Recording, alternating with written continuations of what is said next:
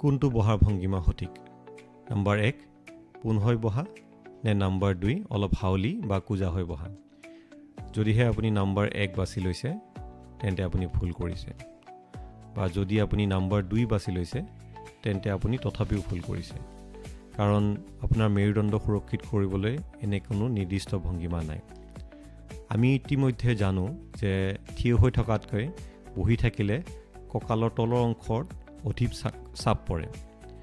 ৰিচাৰ্চৰ পৰা দেখা গৈছে যে দীঘলীয়া সময় ধৰি জোৰকৈ পোন হৈ বহি থাকিলে আচলতে মেৰুদণ্ডৰ সংকোচন বা স্পাইনেল কম্প্ৰেছন বৃদ্ধি পাব পাৰে, কাৰণ আপোনাৰ কোৰ মাছলছবোৰ একেলেঠাৰিয়ে টান হৈ থাকে।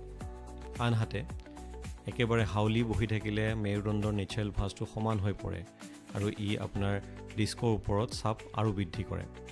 গতিকে ঘণ্টাৰ পিছত ঘণ্টা ধৰি একেবাৰে পোন হৈ থকা বা একেবাৰে হাউলি থকা কোনোটোৱেই নিৰাপদ নহয়। পিঠিৰ সঠিক ছাপৰ্টৰ সৈতে আপুনি যদি অলপ আউজি বহে তেন্তে মেৰুদণ্ডত সাধাৰণতে অলপ কম বোজা পৰে, কিন্তু তাতো যদি আপুনি বহুত দেৰিলৈকে একেদৰে চেম প'শ্চাৰ মেইনটেইন কৰি থাকে তেন্তে সিও এটা সমস্যাৰ কাৰণ হৈ পৰে।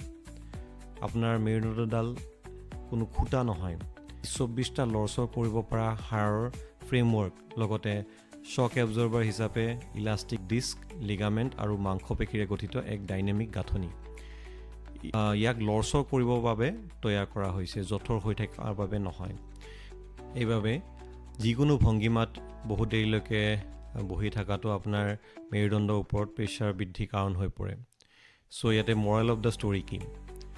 আটাইতকৈ স্বাস্থ্যকৰ প'শ্চাৰ সেইটোৱেই হয় যিটো আপুনি মাজে মাজে সলাই থাকে।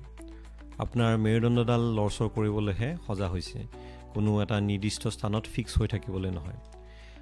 মই ডক্টৰ কৌস্তভ চহৰীয়া আৰু আপোনালোকক মই পুনৰ লগ পাম পৰৱৰ্তী ভিডিঅ'বিলাকত। ধন্যবাদ।